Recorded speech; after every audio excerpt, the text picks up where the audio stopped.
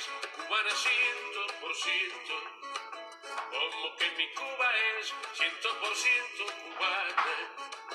Mañana reservaré el mejor hotel de La Habana. Mañana reservaré el mejor hotel de La Habana. Luego me iré a Varadero a separar una casa con este dinero mío que me lo gané en la zarra, que me lo gané en la zarra. Como que mi Cuba es cubana 100%, como que mi Cuba es cubana 100%. Mañana reservaré un yate allá en Barlovento. Mañana reservaré un yate allá en Barlovento. Quiero pasar una tarde capturando la langosta, disfrutando a plenitud las riquezas de mi costa, las riquezas de mi costa. Cuba como un espejo, si repartimos parejo. Cuba 100%, si primero nos Por favor, compartan. Cuba como un espejo, si repartimos Compartan, amigos, compartan. Cuba 100%, si primero los de adentro. Como que mi Cuba es cubana 100%, como que mi Cuba es cubana 100%. Con dinero nacional convidaré al extranjero, con dinero nacional convidaré al extranjero. Comprar en todas las tiendas abiertas en mi país, con este dinero mío, cubano como el Mambí, cubano como el Mambí. Cuba como un espejo, si repartimos parejo. Cuba 100%, si primero los de adentro. Cuba como un espejo, si repartimos parejo. Cuba 100%, si primero los de adentro. Como que mi Cuba es cubana 100%, como que mi Cuba es cubana 100%. Mañana reservaré pasaje en el aeropuerto. Mañana reservaré pasaje en el aeropuerto. Buenas noches, amigos, compartan, por favor, compartan. A conocer la pobreza y volver como cubano. Hoy trataremos de resumir a Fidel Castro en 15 o 20 minutos. Vemos si podemos resumir en poco tiempo este personaje funesto que tuvimos. Es difícil a veces, ¿no? Cuando se enfrenta a una situación como la muerte de alguien, alegrarse, ¿no? Es doloroso o es raro, qué sé yo, es algo que por muchos que uno trate de explicárselo. Yo conocí personas viejitos ya, rusos, que fueron reprimidos por Stalin y lloraron su muerte.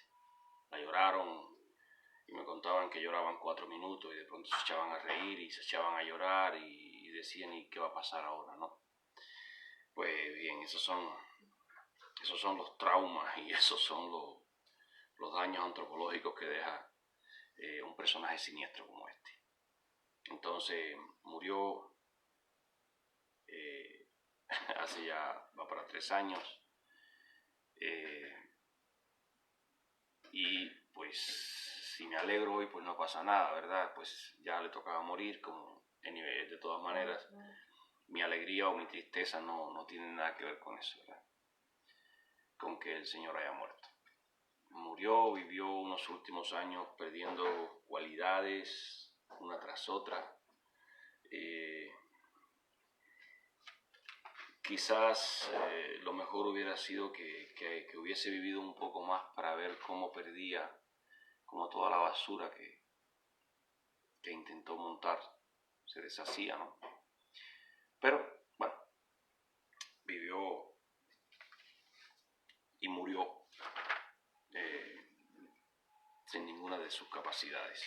Se dice que murió un día como hoy hace 3 años, es lo que dicen ellos, es parte del símbolo desde el principio, los 12 hombres, él y los 12 hombres que quedaron, la paloma en el hombro, todo un montaje, toda una mentira que desde principio pues conforman este personaje. Mire, rapidito, vamos a andar rapidito lo que es la vida de Fidel Castro. Fidel Castro fue un guajirito de Virán, no se cuenta mucho de su niñez, o sea, aparentemente no hubo nada trascendental en él. No se cuenta mucho de él como estudiante, tampoco fue un estudiante trascendental, aparentemente tenía muchas capacidades, pero la desviaba en otras cosas. O sea, los estudiantes trascendentales, las personas que trascienden en la vida, pues siempre tienen sus anécdotas de la niñez, no sé, pues Capablanca, saben, le ganó al padre cuando tenía 4 años, otros aprenden a leer a los 3 años y cosas así. Entonces, pues no se cuenta nada trascendental de Fidel Castro en su niñez y su juventud, salvo la primera mentira de este pastor jesuita, que yo ni se la creo porque siendo como son los jesuitas y para lo que ellos fueron creados por el Papa, pues lógicamente muchos de los graduados de los colegios jesuitas debieron tener evaluaciones similares a las de Fidel Castro. Serán hombres que definirán mucho en la historia del país, bla, bla, porque para eso estaban creados los jesuitas, precisamente, para crear este tipo de personalidades, dirigentes, políticos y eso. Entonces, pues no era difícil, ¿no?, que encontrar eso si es verdad que lo escribió, como tantas mentiras, ¿no?, como la historia me absorberá, que se ha escrito un sinfín de veces, que Fidel arrastró con él por muchos años hasta que ya se decidió a dejarla así como es y que sea. Pero en realidad debe ser muy diferente al original.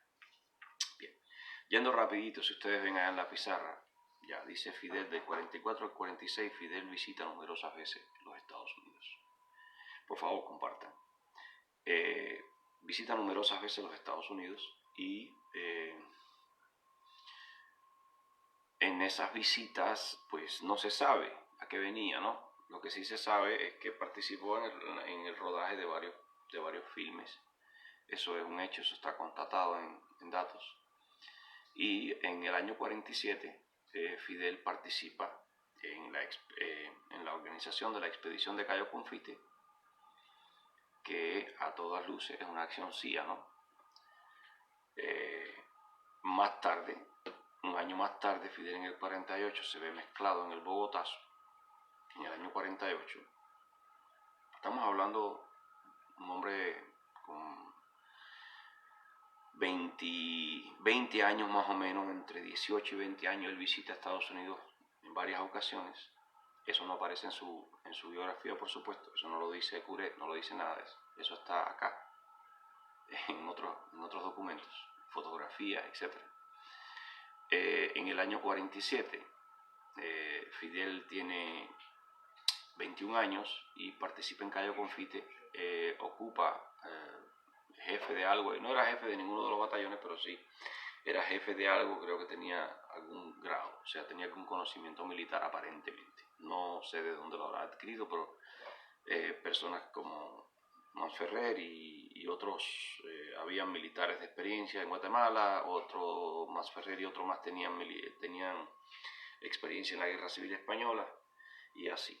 Y bueno, le asignan a Fidel pues un puesto oficial al frente de un grupo de hombres, etcétera, en Cayo Confite. Cayo Confite termina con una huida estrepitosa porque Trujillo se pone un poco cabrón y el gobierno de Cuba pues manda para allá a la Marina. El jefe de la Marina, en contra de la posición del presidente, pues manda a agarrar a toda esta gente en Cayo Confite. Ellos se dan a la huida y Fidel se lanza en la bahía de Nipe nadando y logra escapar. Pero inicialmente Fidel intenta robarse el barco, un barco que pilotaba un dominicano, al que le decían Pichirilo. Este personaje lo menciono porque este Pichirilo después aparece en el Yategrama como capitán de barco también. Y ocurrió algo más con Pichirilo, que lo diré más tarde. Entonces, en el año 48, ya un Fidel con 22 años va a Bogotá, puesto de acuerdo con Perón, organizar un congreso estudiantil y contraponerlo a una reunión que se estaba efectuando en Bogotá de los países latinoamericanos con Estados Unidos. Precisamente ahí se formó la OEA y ocurre, muy convenientemente para los Estados Unidos, para la CIA, ocurre el asesinato de Eliezer Gaitán, en donde hay muchas cosas oscuras, por supuesto. Entre ellas está el hecho de que implican a Fidel con Gaitán, porque el día 7, lo matan el 9, el día 7 Fidel se entrevista con Gaitán. Fidel, Rafael del Pino, un cubano que vivía en Miami, donde Fidel se alojaba cuando venía, y Betancourt se entrevistan el día 7 con Gaitán y acuerdan verse el día 9 a las 2 de la tarde. Ya a Gaitán lo matan cerca de su oficina el día 9 a la 1:30. Esto provocó el Bogotazo, el llamado Bogotazo, que tuvo más de 3.000 víctimas, muertos por donde quiera. Ahí surgen las guerrillas en América Latina. Y ese mismo día, convenientemente, George Marshall, secretario de Estado de Estados Unidos, pues acusa a los comunistas de matar a Gaitán, y bueno, ahí ya un poco que amedrentó a los países latinoamericanos que no querían formar la OEA, y se decidieron y formaron la OEA en esa cumbre el 9 de abril del 48. Entonces, coincidentemente, en la embajada norteamericana en ese año trabajaban dos personas, Roy Robotham y Arthur Whelan. No se les olvide estos dos nombres, porque estos dos nombres van a acompañar a Fidel por mucho tiempo. Roy Robotham y Arthur Whelan trabajaban en la embajada de Bogotá. Arthur Whelan no tenía un puesto definido, era un tipo ahí, un mariposón. Y Roy Robotham sí tenía, creo que era el segundo secretario en la embajada. Entonces, inexplicablemente Cuba acondiciona un avión y saca a Fidel y a Del Pino urgentemente, antes de una segunda investigación que tenía una cita que tenía con la policía, y es traído a La Habana. Entonces, ya estando en La Habana, en el 53, Fidel ataca el Moncada, y en el 53 Fidel ataca el Moncada, que a mi modo de ver el cuartel Moncada, en realidad lo que hizo fue disparar a Fidel a la política nacional. ¿Ya? El cuartel Moncada para mí fue un golpe mediático fuerte, un golpe mediático muy fuerte, y lanza a Fidel a la política nacional y pone a Batista en una situación bastante difícil también en la política nacional. De ahí queda preso, le hacen un juicio rapidísimo en una estación de policía y lo condenan a 15 años. Cabe aclarar que si se hace en un juzgado, le cabía pena de muerte, porque los cambios que hizo Batista, los estatutos constitucionales que había hecho Batista, había puesto otra vez como la pena de muerte para estos casos, ¿no? de pandillas y gatilleros y pistoleros. Y si los considerabas militar, le cabía la pena de muerte. Si los considerabas civil, pues también le cabía la pena de muerte. Porque Batista no cambia el artículo, creo que era el 25, que es la pena de muerte en la Constitución. No lo cambia para los militares por traición, qué sé yo, qué sé cuándo. Y no lo cambia, lo deja. Y en los estatutos constitucionales, Batista agrega la pena de muerte para civiles, gatilleros y pistoleros. Lo que quiere decir que, como quiera, a Fidel le tocaba la pena de muerte. Y por eso es que no hacen el juicio en una vista pública, para que no se pudiera llevar récord y demás. Entonces, no se olviden, Roy Robotham, que estaba por allá por Bogotá, y Arthur Whelan, no se olviden de él, porque en el año 55 Robotham, después de haber estado en el 53 en España, 53, 54, regresa a Washington a trabajar en el Departamento de Estado y comienza a atender nada más y nada menos que México en el 55. ¿Y quién estaba en México en el 55? Fidel Castro. Entonces, interesante este hecho, ¿no? Porque ya cuando Fidel hacer la historia del Granma. La historia del Granma, para que sepan, el Granma era un barco militar del ejército de los Estados Unidos. El Granma no era cualquier barco. La fábrica del Granma fue la misma fábrica que construyó los barcos cazadores de submarinos alrededor en el Caribe. Fue la misma fábrica que construyó el barco de Ernest Hemingway, que era agente de la CIA. Y bueno, pues este barco a trasmano, a través de un agente retirado del ejército de la CIA, pues llega a manos de Fidel. Y coopera con Fidel en toda la organización de la lucha, coopera con Fidel el presidente depuesto Pío Socarrás, quien según Batista se llevó $150 millones al huir, que calculando que se haya robado solamente la mitad, como dice el embajador americano, como quiera eran $75 millones. Entonces que supuestamente Pío ayuda con esa fortuna al movimiento 26 de julio, aunque la información que tengo yo es que Pío ayuda con fondos de Permindex, que era una dependencia de la CIA. Pues bien, pero si hubiese ayudado con el dinero que se llevó de Cuba, habría sido un poco más moral la cosa, ¿no? En el año 55, después de 56, después de unas cuantas dificultades que tiene Fidel en México, pues sale para Cuba. Y en el 57 y en el 58, Roy Robotham, aquel señor que había estado en Bogotá de segundo secretario de la embajada, y Arthur Wieland, que fue captado por Sumner Wells en La Habana para trabajar en el Departamento de Estado. Este Arthur Wieland era un cubano que es captado en el año 33 por el embajador norteamericano para trabajar en los Estados Unidos. Él se llamaba Arturo Montenegro, se cambia el nombre, hay toda una historia detrás de eso. Pues bien, Arthur Wieland y Roy Robotham trabajan entre el 57 y el 58 en el Departamento de Estado atendiendo el área del Caribe, por supuesto atendiendo Cuba. Entonces ahí pues comienzan a apoyar a Fidel. O sea, estas dos personas que habían estado en Bogotá, cuando Fidel estuvo en Bogotá, este señor que atendía la inteligencia en México, cuando Fidel estaba conspirando en México, resulta que cuando Fidel va para La Habana, pues el hombre comienza a atender el área del Caribe y por parte del Departamento de Estado. O sea, toda esta es como parte de un equipo, ¿no? Este señor Fidel Castro viene trabajando como parte de un equipo.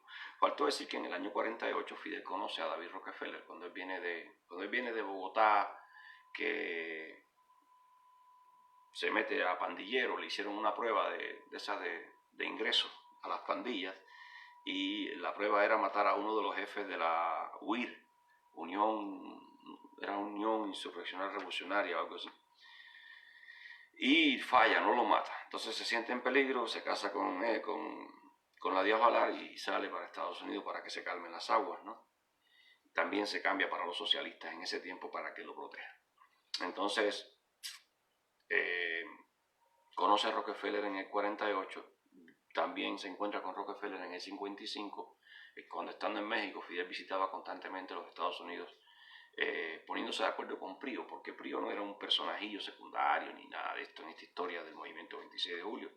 Pío era de los máximos que estaban al frente del movimiento y era quien abastecía con armas y hombres el movimiento en la sierra. E incluso por eso Pío cumple cárcel en los Estados Unidos, por hacer eso. También este personaje que había ido con Fidel a Bogotazo, Rafael del Pino, también tiene que huir precisamente por el asunto de estar ayudando a Fidel con armas y cosas así. Es interesante, ¿no? Toda esta relación de Fidel con los Rockefeller es muy interesante también, porque los Rockefeller inexplicablemente entre el 57 y el 58 construyen 3 refinerías en Cuba. O sea, un país que no tiene petróleo, pero no obstante vamos a construir 3 refinerías. Sabemos que hay una guerra, que hay comunistas dentro, que pudiéramos poner en riesgo estas refinerías. Ahí abajo de todo peligro, una en Santiago, muy cerca de Sierra Maestra, una en Cienfuegos y una en La Habana. Estas 3 refinerías las financia hasta el final David Rockefeller.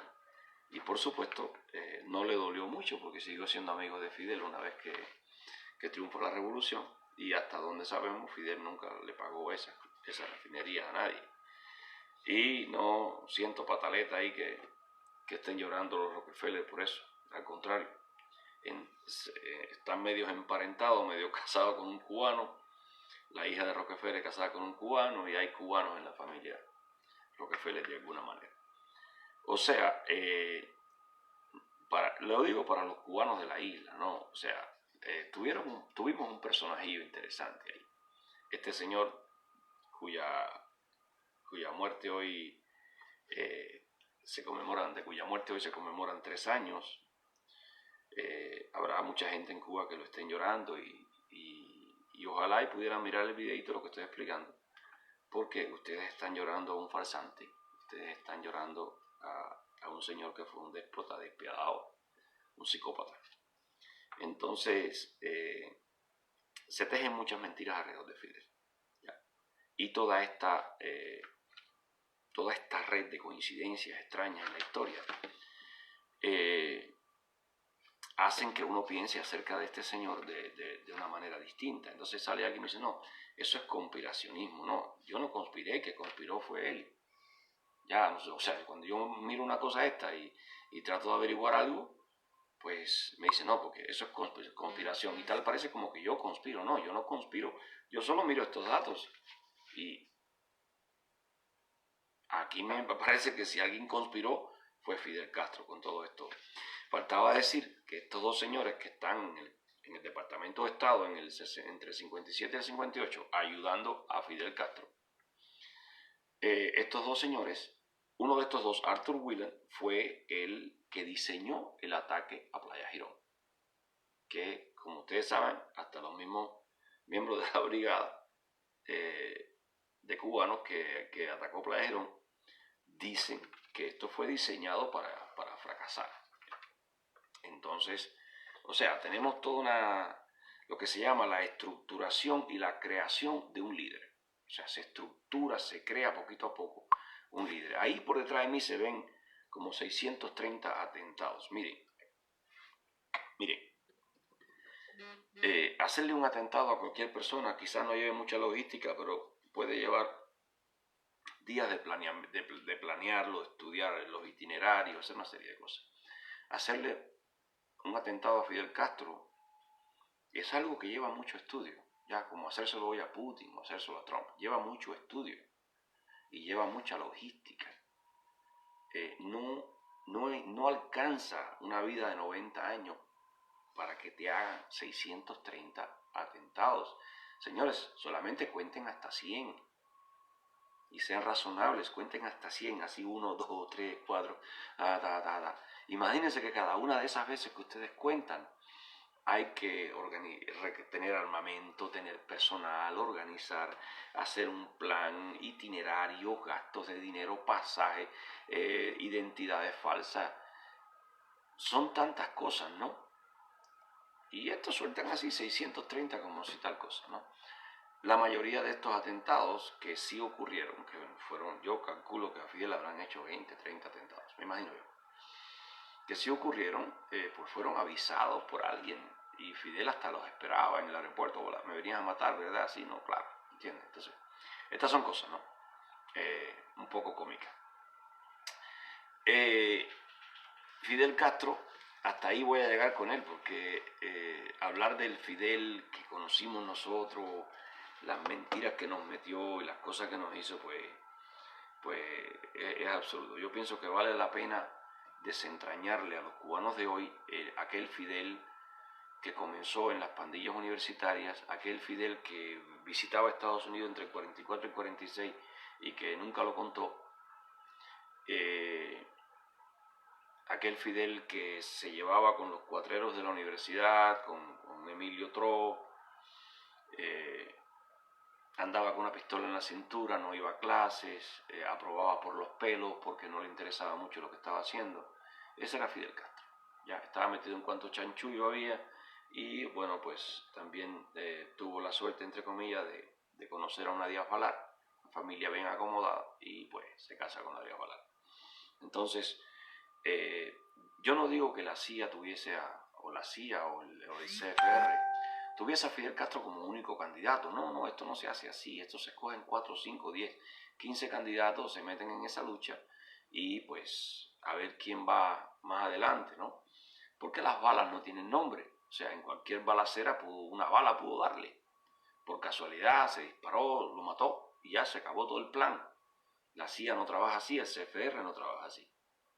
Ya, yo me imagino que Abel Santamaría era muy amigo del cónsul de Santiago, Fran País también, el otro. Es normal, no vayan a pensar mal de estos héroes de la patria porque hayan tenido relaciones en aquellos momentos con elementos que pudieran ser de la inteligencia norteamericana. Cuba y Estados Unidos eran dos países aliados, vecinos, no había conflicto entre nosotros. Nosotros teníamos problemas en Cuba, pero eran nuestros problemas y no tenían nada que ver con los norteamericanos. Las inversiones norteamericanas, que a principios del siglo estaban por sobre el 60% de las inversiones en la economía cubana, ya para finales de 50 y pico estaban apenas en un 14%.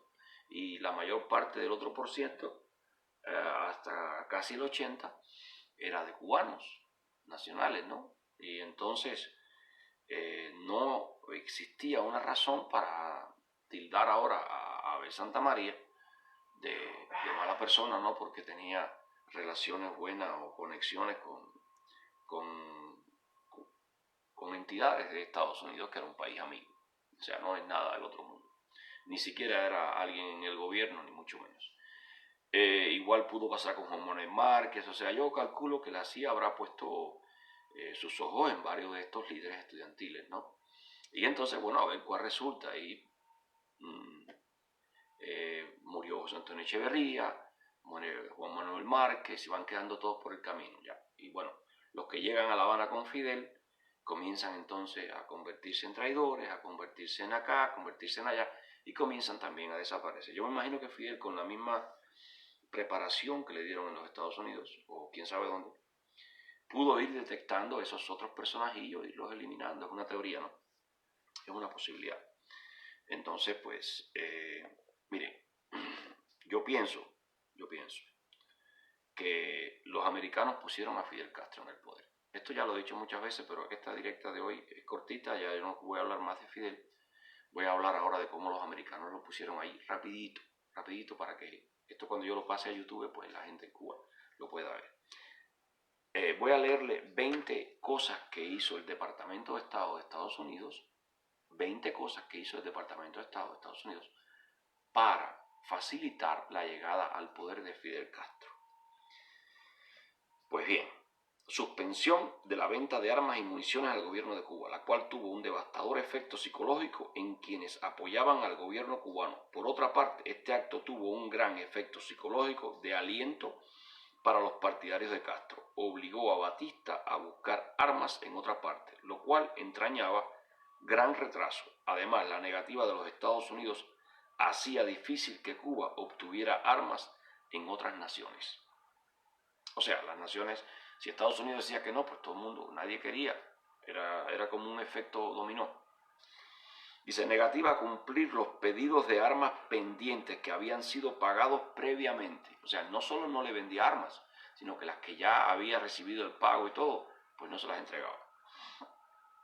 Suspensión del embarque de todas las partes de repuesto para el equipo de combate. O sea, el equipo de combate que ya Batista lo tenía en Cuba, pues Estados Unidos les suspendió los embarques de todas las partes de repuesto. Señores, estoy leyendo esto. Esto es los Estados Unidos ayudando a Fidel Castro. ¿Ya? Los Estados Unidos ayudando a Fidel Castro.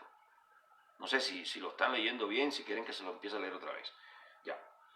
O sea, se negó a venderle armas y municiones, se negó a entregarle las armas que ya estaban pagadas y se negó a enviarle partes de repuesto para reparaciones de los equipos militares que ya tenía en Cuba. aconsejó al Departamento de Defensa de no embarcar equipo militar que pudiera ser causa de polémicas. O sea, le aconseja al Ministerio de Defensa que no embarque equipo militar que pudiera despertar algún tipo de controversia o algo por ser sofisticado, esto o lo otro. Y no cumplió con la promesa de entregar 20 carros blindados. O sea, había hecho una promesa de entregarle a Batista 20 carros blindados, no la cumplió. No cumplió la promesa de entregar 15 aeroplanos de instrucción que ya estaban en el aeropuerto de Fort Lauderdale para ser embarcados y se dio la orden de no embarcarlos y se le devolvió el dinero a Batista. Todas estas cosas los Estados Unidos, cuando las hacía, además las publicaba. Y Batista le decía que por favor que no hicieran eso. ¿Me entienden? El hacer declaraciones públicas que dañaban al gobierno cubano, ayudaban a los rebeldes y no ayudaban a los Estados Unidos, como el dar a la publicidad la suspensión del embarque de 1950 rifles Garand, el dar a la publicidad la noticia de la suspensión del embarque de equipo del programa de ayuda para la defensa militar, el dar a la publicidad la noticia de que los Estados Unidos no enviarían armas ni al gobierno cubano ni a los rebeldes. Con esto, el personal subalterno del Departamento de Estado creó la impresión que en el público de los Estados Unidos, de que reconocían a los revolucionarios como beligerantes. O sea, cuando los Estados Unidos declaran no vamos a venderle armas ni a Batista ni a Fidel, pues ya reconoce a Fidel como fuerza beligerante. Y esto es importante, cuando usted reconoce en una fuerza que está combatiendo a alguien como fuerza beligerante, eso es importante porque ya le da carácter de ejército. O sea, si Batista los podía considerar delincuentes, con esta declaración de los Estados Unidos, ya estaban siendo literalmente considerados como un ejército, como una fuerza beligerante. Intervención por insinuaciones, o sea, persuadir a otros gobiernos de que no vendieran armas al gobierno cubano. ¿Se entendió? No hay que explicar. El no permitir que los oficiales de los servicios militares agregados a los grupos consejeros de ayuda militar cumplieran debidamente sus funciones según lo estipulaba el programa de ayuda para la defensa militar. Es decir, reprimir todas las actividades que pudieran considerarse ofensivas para los revolucionarios. Había un grupo élite de militares en Cuba preparados, que era para combatir los brotes de comunismo en el área, que se no sé cuánto. Bueno, a estos militares no se les permitía enfrentar a los rebeldes, no podían meterse en el problema.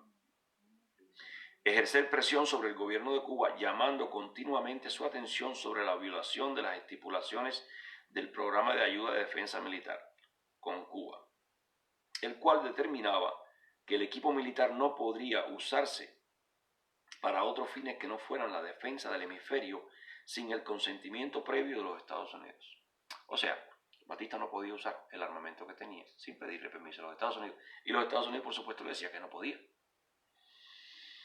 El ejercer presión sobre el gobierno cubano, afirmando repetidamente que el batallón de infantería que había sido equipado de acuerdo con el programa de ayuda de la defensa militar estaba siendo empleado para suprimir la rebelión en la provincia de Oriente, e intentando luego obligar al gobierno a dispersar y retirar a este batallón de infantería del servicio activo. O sea, obligar al gobierno a desmovilizar el batallón de infantería especializado que había sido entrenado en los Estados Unidos. ¿Ya? Pedir al gobierno de Cuba que retirara de la zona de combate todo el equipo del programa de ayuda para la defensa militar y el personal entrenado. El poner en un predicamento al gobierno de Cuba entregando una nota formal en marzo del 58 en la que se llamaba su atención sobre estas cuestiones y se pedía un informe. O sea, no solo le exigía esto, aquello y lo otro, sino que además dame un informe, escríbemelo en un papel. El no ejercer suficiente presión sobre el Departamento de Justicia para hacer cumplir nuestras leyes de neutralidad. O sea, Brioso Carrasco campaba por su respeto, recogiendo armas, dinero, reclutando hombres y mandándolo para la sierra, violando la ley de neutralidad. esa ley de neutralidad que todavía hoy rige, ¿no? El permitir que el doctor Pío Socarrás y sus partidarios violaran las leyes de neutralidad en los Estados Unidos. Al doctor Pío Socarrás se le permitió entrar a los Estados Unidos en la primavera del 56 de manera condicional. Se convino, de manera condicional, ya había sido preso en el 52, 53. Se convino que si violaba las leyes norteamericanas automáticamente terminaría su derecho a permanecer en territorio norteamericano. Según el acuerdo, podía haber sido expulsado de los Estados Unidos. Batista estaba convencido de que el doctor Pío y sus agentes eran la principal fuente de abastecimiento de armas, municiones, soldados para la Sierra Maestra. No se obtuvo el enjuiciamiento del doctor Pío hasta mediados de febrero del 58 y salió inmediatamente libre bajo fianza. Las actividades del doctor Pío eran motivo de grave preocupación para el presidente Batista. Este me dijo en numerosas ocasiones que si los Estados Unidos reprimían las actividades del doctor Pío, él podría derrotar a Fidel Castro. Claro. 16, el número 16. Pedir al Departamento de Inmigración que fuera indulgente con ciertos exiliados revolucionarios cubanos, permitiéndoles prolongar su visita a los Estados Unidos. El mantener relaciones amistosas con los representantes de los revolucionarios, con los que daban oídos y aliento a quienes abogaban abiertamente por el derrocamiento del gobierno cubano. Permitir que los simpatizadores y partidarios de Castro en los Estados Unidos formaran grupos o organizaciones que se dedicaban a reunir fondos y a hacer propaganda abiertamente.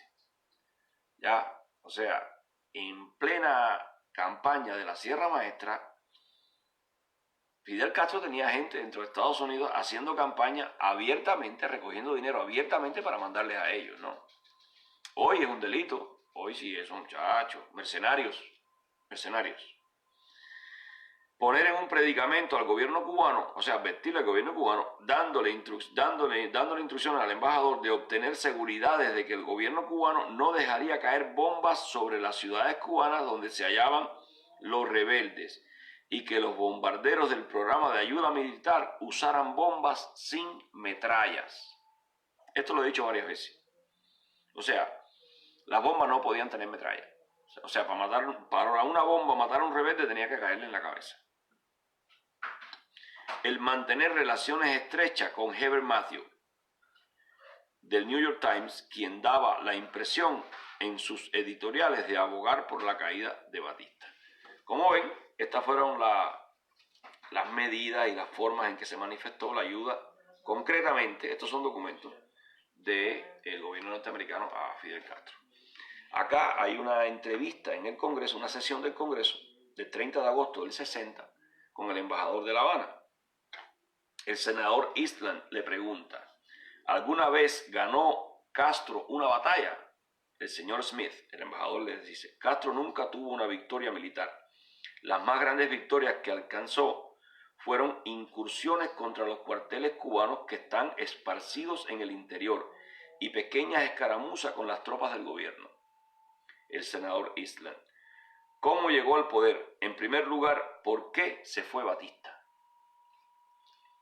Smith, el embajador, contesta, ¿por qué se fue Batista? El senador le pregunta, sí, señor Smith, en mi opinión, el embajador contesta, en mi opinión, si los Estados Unidos hubieran sido completamente imparciales, Batista no se habría tenido que ir de Cuba hasta después que hubieran tomado posesión el presidente electo Rivera Agüero. Senador Eastland, no tenía que haberse ido, no lo habrían derrotado con la Fuerza Armada. Pregunta el hombre, ¿no? Smith le responde, permítaseme decirlo de esta manera, hay muchas razones para que Batista se fuera. Batista había dominado con intervalos durante 18 años.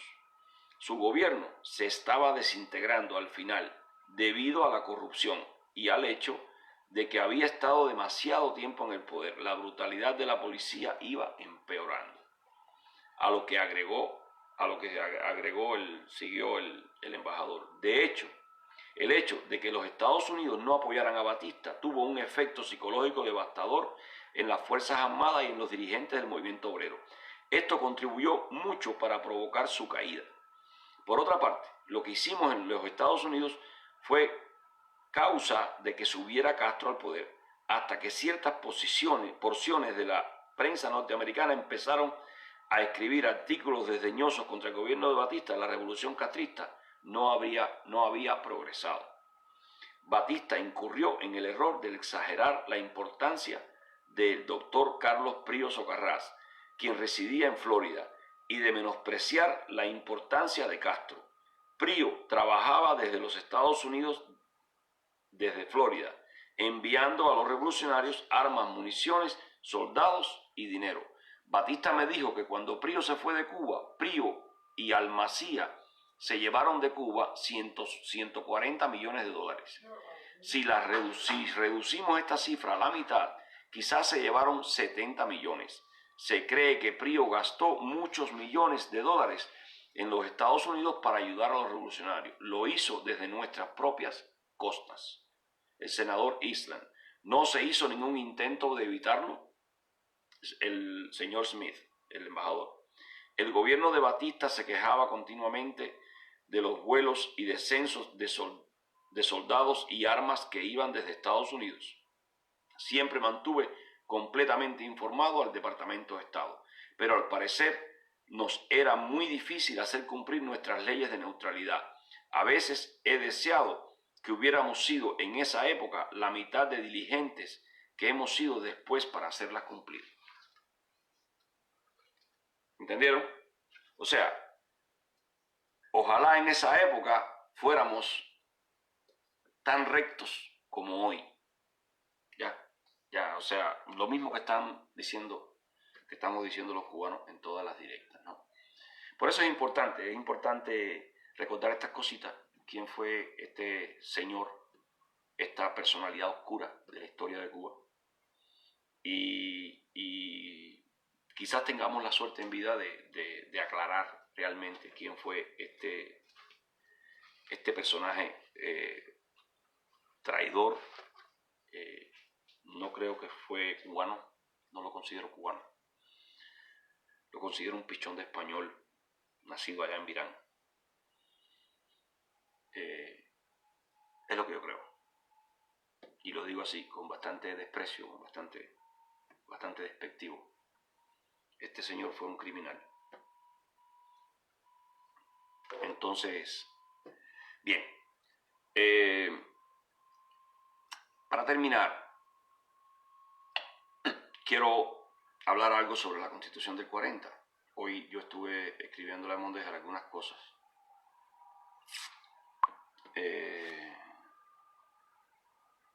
Escucha para Mondejar. Y después Fidel se cae del Prío hasta que se suicida o lo mata. Mira, Mondejar, yo no creo que Prío se suicida. Sucede que, acuérdate, se aprueba la Constitución en el 76 y todavía quedaba vivo lo que se llama la institución del presidente de la del 40. O sea, Fidel estaba escondiendo la Constitución del 40, pero ¿cómo iba a esconder a Prío? Él no podía esconder a Prío. Entonces, Prío era un personaje incómodo y se suicida con un tiro en el pecho. O sea, se suicida con un tiro en el pecho. Algo muy raro. Pues bien, déjame bajar ya la pizarra está para lo que está, entonces voy a bajar un poquito aquí para que me vean más la cara. Miren, la Constitución del 40 es muy importante. Algo que quiero decirle a las personas que la apoyan y a los que no la apoyan. A los que la apoyan, porque yo tengo una visión sobre lo que es defender la Constitución del 40 y por qué. Y la quiero poner con un ejemplo, con una perspectiva a futuro, para que me entiendan los que la apoyan conmigo y yo con ellos de otra manera, y para que me entiendan también los que no la apoyan. Mire, yo lucho y voy a trabajar por la restitución de la Constitución del 40 siempre, hasta que se restituya. ¿Qué quiere decir esto? Que si mañana ocurre el milagro de la Virgen o un golpe militar que se propone traer la democracia, el bienestar y se crea una constituyente en Cuba y se aprueba una constitución en Cuba muy buena, una constitución con la división de poderes, con todas las cosas como debe ser. Aún así yo seguiría luchando por la restitución de la Constitución del 40. Porque el problema de la restitución de la Constitución no se trata de que con eso vamos a eliminar la pobreza o vamos a echar a andar el país y desarrollarlo. Eso no es lo único. Eso se pudiera lograr. Discúlpenme.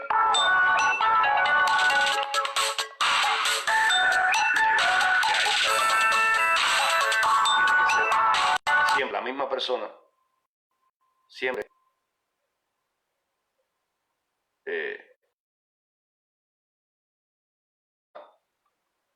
que me llama cuando estoy en directa.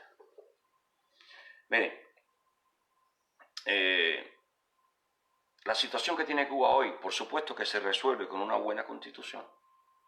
Todo lo que se necesita para que un país avance y se desarrolle es un buen aparato jurídico, es un buen sistema de leyes, es un buen ordenamiento legal. Si usted tiene un buen ordenamiento legal, usted echa a andar el país y el país se desarrolla. ¿Ya? Bueno, pues si mañana ocurriera eso en Cuba y ese ordenamiento legal se creara y no fuera el del 40, los que defendemos la Constitución del 40, vamos a seguir luchando porque se restituya. Porque lo que no puede hacer ningún ordenamiento legal mañana o pasado, dentro de 10 años, es hacer justicia con el golpe de Estado del año 52. No puede hacer justicia con todos los muertos durante la dictadura de Batista. No puede hacer justicia con los fusilados en La Cabaña y en muchísimos cuarteles del país. No puede hacer justicia con los muertos en Angola. No puede hacer justicia con muchísimas cosas. Para hacer justicia con todo lo sucedido hasta hoy durante más de 67 años, es necesario restituir una constitución.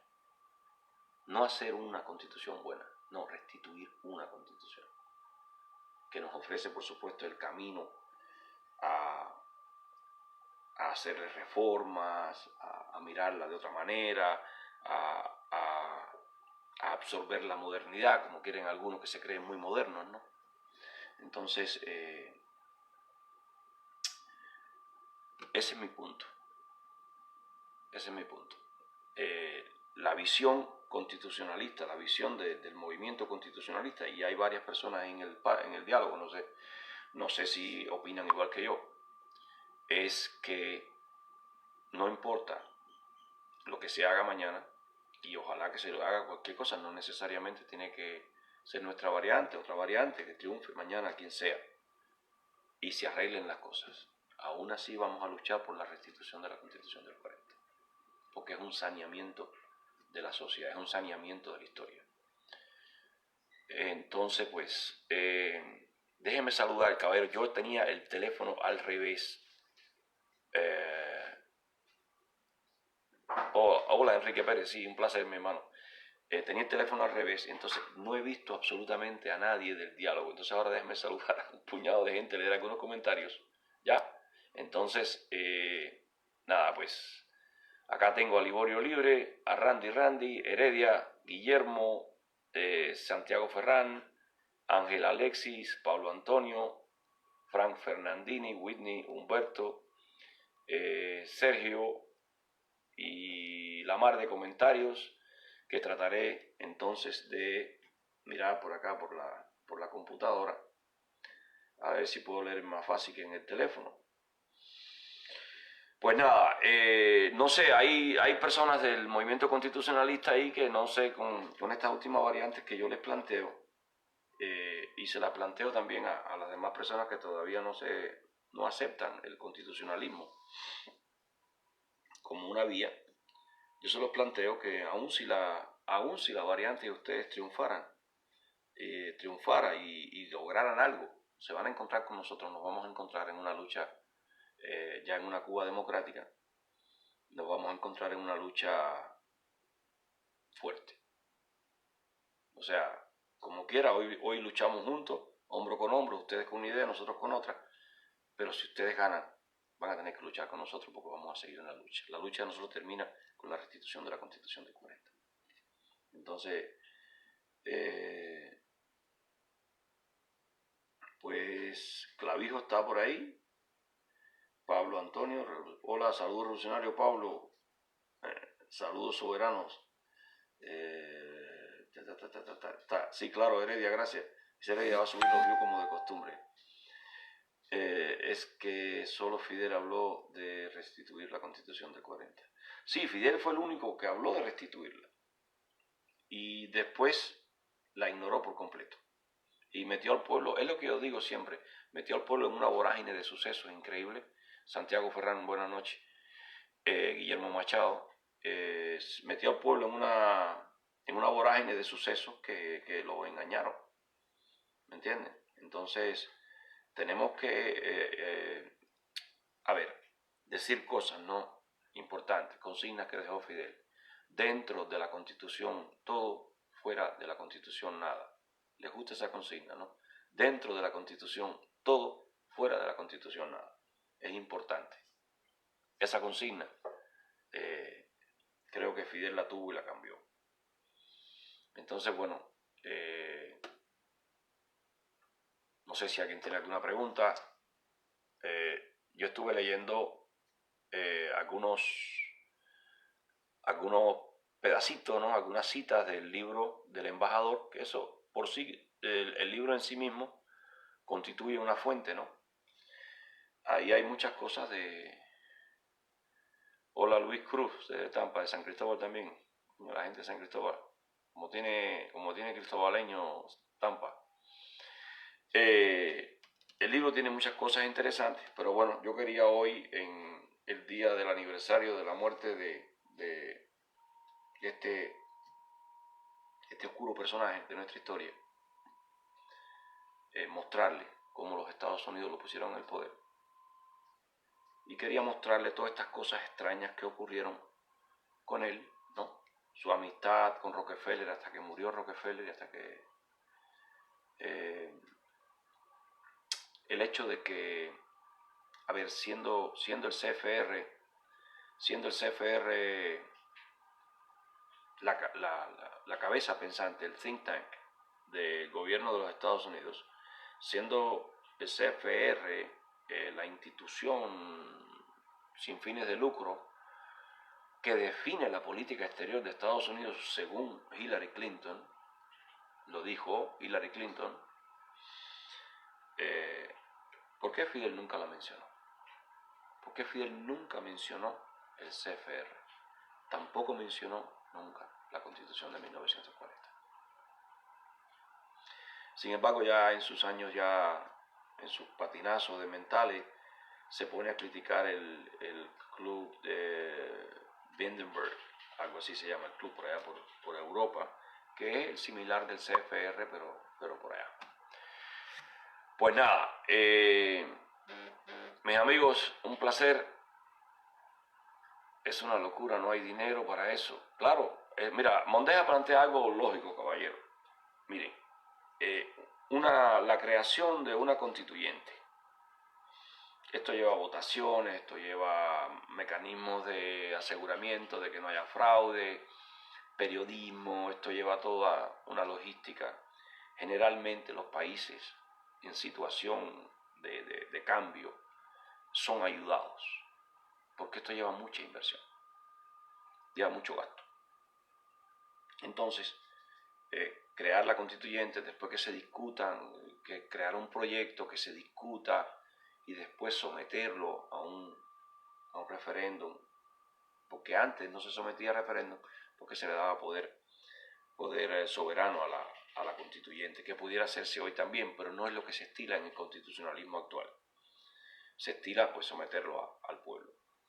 Todo esto es un gasto enorme de dinero en una sociedad que va a estar cambiando, una sociedad que va a estar desviando mucha atención en el orden público y en esas cosas, ¿no? Entonces ahí podemos caer entonces en un bache fatídico y que saltemos hacia atrás y que perdamos todo lo que se ha ganado. Porque, déjenme decirle, ese régimen va a caer de alguna manera, pero aún desde el piso va a seguir luchando por recuperar sus posiciones. En esto tenía razón el marxismo. Cuando usted le arranca el poder a alguien, ese alguien, hasta muriendo, hasta en la última pataleta, está tratando de quitártelo otra vez. Entonces, aunque se le quite el poder de la manera X o Y, o sea, que salgan con los pies por delante o que salgan caminando, de cualquiera de las dos maneras, no se van a quedar con esa. Van a tratar de reconquistarlo. ¿Ya? Y entonces, en un momento de cambio en que el poder saliente está tratando de reconquistarlo, nos metemos en este tipo de problemas y vamos a fracasar. Vamos a fracasar. Tenemos el gobierno constitucional para la transición con un plan de transición que está estipulado en la Constitución paso por paso. Ellos lo tienen también estudiado paso por paso. No hay por qué estar inventando fórmulas cuando la Constitución que queremos restituir dejó las fórmulas escritas. ¿Entienden? Dejó las fórmulas escritas. Entonces, los que quieren hacer las cosas de otra manera, como Rodríguez y Rosa María Payá y demás, está bien, pero si ganan no van a dejar de luchar con nosotros, van a seguir luchando contra nosotros y no van a poder hacerlo con una dictadura como hoy. Lo van a tener que hacer abiertamente y abiertamente le vamos a ganar.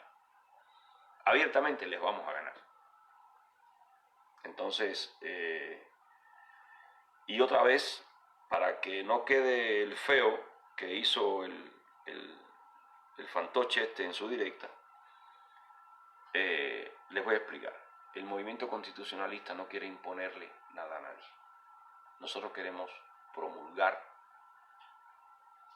el conocimiento de la Constitución del 40, de su existencia, de su usurpación, de la usurpación de los poderes soberanos del pueblo. Queremos propagandizar acerca de la existencia del gobierno constitucional para la transición. Y queremos ir ganando en este terreno, sin forzar a nadie, haciendo una lucha honesta, ya, y lo vamos a hacer, La manifestación de ayer estuvo muy buena, me arrepiento de no haber llevado mi cartel, los voy a hacer mis carteles sobre la Constitución del 40, el movimiento constitucionalista, porque es importante que dentro de todos los carteles se vean estos carteles. Es importante, porque si estuviéramos luchando por la restitución de la Constitución del 40, a mí me parece, igual, quizás Ferrer hubiese ido preso mucho antes. Quizás si Ferrer comienza a defender la Constitución del 1940 hace 6 meses, ya llevara 5 meses preso y desaparecido, quizás. Pero la comunidad internacional no respondería igual. No sé por qué está preso. Está preso porque estaba defendiendo una constitución. ¿Y cuál constitución? La del 40. ¿Y qué tiene que ver esa constitución? Y cuando se destape eso, entonces tenemos opositores en Cuba atravesando situaciones difíciles, arriesgando la vida por argumentos que no son tan fuertes. Y no digo que sean malos argumentos, pero son tan débiles comparados con el argumento de la Constitución del 40, que lo que da parte del alma, que las personas se sacrifiquen de esa manera y no esgriman argumentos tan fuertes,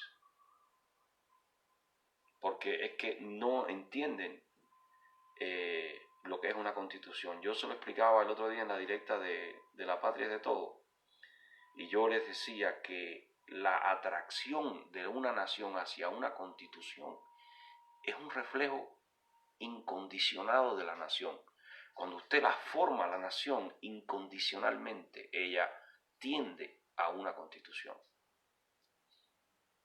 José Bassi, veo tus comentarios. Mira, primero tenía el teléfono al revés para que se vieran los números al derecho. Ahora viré el teléfono, puedo leer los comentarios. Si tienes algún comentario, ponlo y yo lo leo. el apego, el sentimiento de una nación hacia su constitución es como el niño al olor de la madre, a la succión del seno, al llanto, ¿entienden? Entonces, cuando lo vean así, no, es que van a tener la confianza que le tenemos nosotros a la Constitución. Esto no se ha vuelto una bola de nieve enorme porque personas con la responsabilidad y la posición de hacerlo, no lo hacen y están haciendo cosas más peligrosas para ellos y menos peligrosas para el gobierno. Sin embargo, si defienden la Constitución del 40, eso es menos peligroso para ellos y más peligroso para el gobierno. Y entonces, estamos como el hombre, ¿ya?, que quiere mover la tierra y le das a escoger entre un bulldozer y una pala y el hombre agarra la pala en lugar de agarrar el bulldozer. ¿Me entiendes? Entonces es lo que pasa con la oposición en Cuba. Ningún opositor en Cuba, ningún grupo opositor en Cuba acaba de decidirse por hacer un pronunciamiento tan simple como nosotros necesitamos restituir la Constitución de 1940. Algo tan simple como eso. Entonces, nos ponemos a luchar por libertad, derechos humanos y 40 cosas que ya están contenidas en la Constitución. ¿Me entienden? Entonces, hoy hay que abogar por la liberación de los presos políticos sin conocimiento ni siquiera de la causa. Sin conocimiento de la causa por la que están presos realmente. La causa que va a poner el gobierno. El gobierno va a poner una causa. El gobierno no va a decir que fue una causa política. Va a decir que fue otra. Y no la tenemos. No la tenemos. Pero ninguno de los 130 que hay presos ha caído preso con un cartel de vamos a restituir la Constitución del 40. Porque parece que no quiere todos sus derechos. Nada más quiere uno o dos. Quiere libertad y votos y votar y qué sé yo. Ya. No quiere más derechos. Y entonces es preocupante.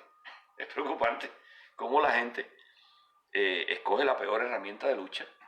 Cómo la gente escoge el peor argumento. ¿Ya? Y se arriesga más. La gente corre más riesgos. Agarra el cacharro más viejo. ¿Me entiendes? Entonces, la Constitución del 40, pues por 40 lugares le dan de lado. Los cubanos le dan de lado. Y tú los emplazas en un diálogo, en un chat, y te ignoran, te saltan el nombre. Te saluda que está arriba de ti o comenta que está arriba de ti, que está abajo, y a ti te olvidan. Como si hablar de la Constitución del 40 engordara. Engorda, ¿eh? Debe ser. Entonces, pues, este señor que me dijo que yo no leo sus comentarios. Ya, Humberto, la dictadura debe lidiar con eso de los derechos humanos. Sabe lidiar, la dictadura sabe lidiar con todos los argumentos, libertad, abajo la opresión, la dictadura sabe lidiar con todo eso. Con eso ellos desayunan, almuerzan y comen. Con eso criaron a sus hijos y están ahora paseando a sus nietos. ¿Entienden? Y Fidel se murió sin explicarles cómo luchar contra la Constitución del 40. Fidel se murió sin explicarle a su gente cómo luchar contra la Constitución del 40, señores. Yo estoy seguro que Fidel no se la quiso mencionar ni a Raúl. Fidel se murió sin decir nunca más en su vida Constitución de 1940.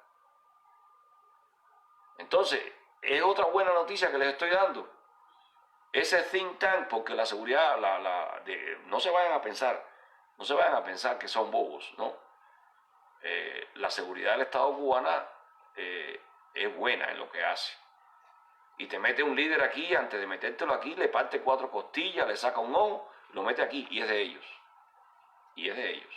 Así que ahora no saben fajarse con la Constitución del 40. No saben. porque no les enseñó, porque Fidel no se iba a arriesgar a enseñarle a nadie su talón de Aquiles. No lo hizo. Entonces, bueno, para cerrar, quiero mencionar algo que está ahí en boca de todos. Otaola. Señores, vamos a apoyar a Otaola. Vamos a apoyar. Lo que está sucediendo con Otaola es bien sencillo. El gobierno cubano está preocupado con el nivel de convocatoria que tiene Otaola. Así sencillamente. Está preocupado porque el nivel de convocatoria de Otaola está creando, aunque ustedes no lo crean, otros niveles de convocatoria. Ya se están dando manifestaciones que ya no son 4 gatos. Se están dando unas manifestaciones que están creciendo. Con un poco de propaganda, hasta ni propaganda se le dio, pero están creciendo. ¿Ya? Y van a seguir creciendo. Yo, los que estamos apoyando C40, yo mismo, Mondeja, Whitney, yo voy a hacerme mis pancartas, voy a comprarme un rotulador, voy a comprarme todo eso, no es caro. Y voy a hacer mis pancartas, 2, 3 pancartas. Yo tengo 2 hijos. Cuando vaya otra, en Orlando, donde sea, yo voy con mis pancartas de C40. Le guste a quien le guste y pésele a quien le pese. ¿Ya? Hay personas por ahí que no quieren escuchar hablar de C40. Pero van a tener que leer los cartelitos y van a tener que escuchar hablar de C40. En donde quiera. En donde quiera. Porque esa es la constitución del pueblo. Entonces, miren, hay algo interesante en esto de Otaola. Se los voy a explicar. Ustedes saben por qué el gobierno cubano tiene a todos estos fantoches creándole este ambiente anti-Otaola. Porque es en español. Porque eso que ellos están haciendo en este país, si ellos lo hacen en inglés, los gringos los buscan y los sacan a patar por el culo de aquí. Porque eso no se puede hacer. En este país. Tú tienes la libertad de hacerlo en este país. Pero esto es un país capitalista. Esto es un país capitalista. Y tú no le puedes estar haciendo bullying comunista a un comunicador. Tú no le puedes estar haciendo bullying comunista a un comunicador en Estados Unidos. Un bullying castrista, un bullying fidelista a un comunicador en Estados Unidos. Y lo que está ocurriendo, se lo voy a decir a Cuba en estos momentos, ustedes están exponiendo a toda esta gente que están aquí haciéndole bullying a Otaola. Los están exponiendo. Porque esto, tarde o temprano, en un santiamén lo podemos llevar a los medios americanos. Esto no está bien. A los americanos no les va a caer nada bien. Eliezer, tú que hablas en las universidades, Luis Orlando Pardolazo, que hablan en las universidades, expliquen lo que está pasando con algunos comunicadores en Facebook, en español. Se están ocultando detrás del español. Se están ocultando detrás del idioma. ¿Ya? Porque no llega a los medios en inglés. Eso es otra cosa en la que me tiene pensando hace rato. ¿Por qué lo están haciendo? Lo están haciendo porque es entre nosotros. Porque no se sale. Se están abusando. Y no les va a salir. No les va a salir porque todos los que estamos en contra de la dictadura apoyamos a todo el que vaya contra la dictadura, de la manera que vaya. De la manera que vaya. Ya se acabó aquella discusioncita en la que nos tenían embobecido por allá hace 6 meses atrás. Se acabó. Esas discusioncitas tontas se acabaron. Entonces, bueno. Vaz, mira Vaz. La Constitución del 40 se puede modificar, se puede cambiar. Lo que no se puede es tocar antes de restituirla. Primero tú la restituyes y después todo lo demás. La Constitución del 40 se podía haber modificado en el 41, en el 42, en el 47. O sea, desde el mismo día en que se hizo y se declaró vigente, se podía modificar. Eso no es ahora modificarla porque pasaron 79 años. Se podía modificar a los 3 años, a los 2 años. Se podía modificar a los 9 años. Ese argumento de que hay que modificarla, pues si hay que modificarla, se modifica. ¿Cuál es el problema con eso? ¿Se modifica? El problema es que hay que restituirla primero, mi hermano. Porque hay algo simple. Si tú la tocas antes de restituirla, ya tú no restituyes la misma Constitución porque la cambiaste. ¿Y con qué intereses? ¿Con qué poder soberano? ¿Con qué? ¿Por qué? Porque eres un político y la quieres cambiar porque a ti te parece. La tiene que cambiar la nación. A través de de delegar el poder soberano a una constituyente, al Congreso, a quien sea. Pero tú no puedes coger por político que tú eres y porque consideras que pasaron tantos años, vamos a cambiarla. No, la Constitución se cambia según lo estipula ella misma. Hay 3 tipos de cambio, no recuerdo ahora. Hay 3 tipos de cambio. Pero se puede cambiar, claro que se puede cambiar. Si se podía cambiar en el 41. Mondeja, no importa lo que haya que modificar, se modifica. Si es que hay que modificarlo, se modifica. Pero para modificarla hay que restituirla. Hay que restituirla. Miren, hay que restituirla. No matter what. O sea, no importa, hay que restituirla. ¿Ya? Hay que restituirla. Después la cambiamos. Después la enmendamos. Después creamos otra cosa. Lo que sea. Pero tienes que restituirla, macho, primero. ¿Sobre qué base legal tú te vas a sentar a cambiarla? Sobre la Constitución. O sea, tú sentado en la legalidad del 19 vas a cambiarla del 40. Entonces estás aceptando el orden legal de los Castro. Tú no te puedes sentar en ningún otro orden legal a cambiarla del 40. Tú tienes que sentarte en el orden legal de la Constitución del 40 a cambiar la Constitución del 40. No, ninguno dice qué cosa hay que cambiar porque es que no saben. No saben. No tienen criterio de hay que cambiarla. ¿Qué cosa hay que cambiar? Bueno, también vamos a cambiarla. Vamos a cambiarla. Mondeja, vamos a cambiarla. Vamos a cambiarla. Vamos a ponerla y después cambiarla. Tú no puedes cambiarla y después ponerla. Porque ya no es lo mismo. Oye, caballero, muy buenas noches. Voy a dejarlo ya. Toca dormir, mañana trabajo. Que tengan buenas noches y gracias por el rato conmigo aquí.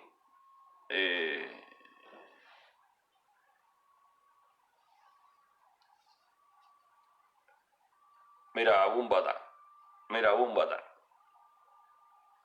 Otaola es un comunicador que sigue las regulaciones de este país. Es además un gran artista. ¿Ya? Un gran artista.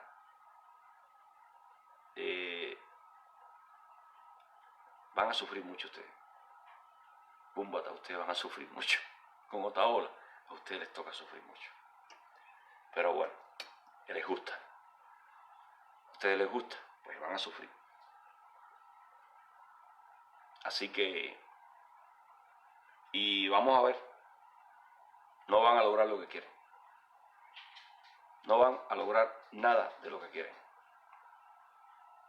Y poquito a poco, todos ustedes van a ir quedando así, expuestos. Ya, mira, yo tengo una lista ahí de cómo detectar ahí más o menos. Me la pasó un amigo. Me dijo, mira qué interesante. Si tú, según estas preguntas, tú puedes ir sabiendo más o menos. Hoy tenemos ahí un detector de fidelistas, ¿ya?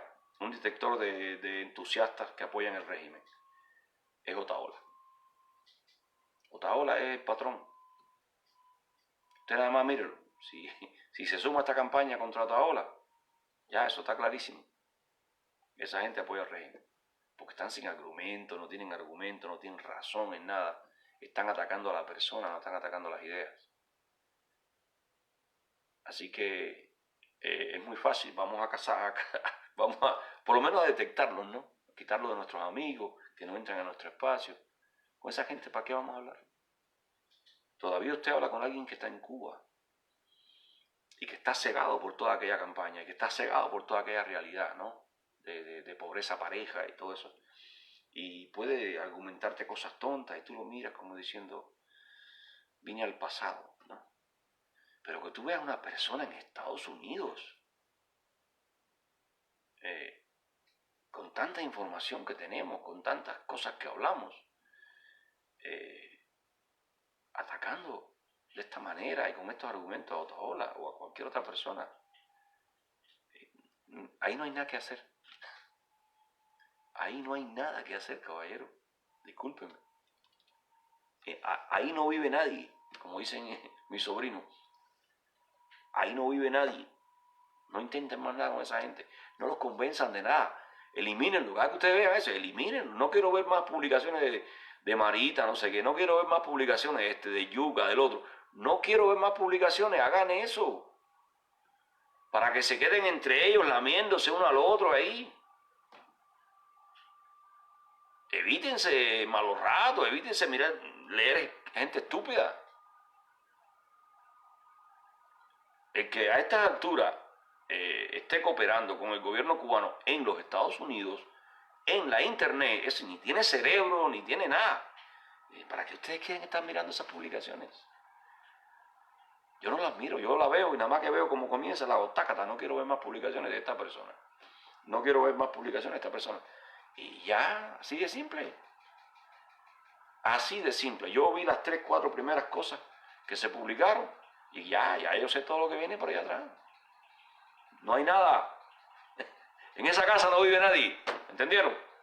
Bueno, que tengan buena noche, mis amigos. Y nos vemos en otro programa. Hasta la próxima.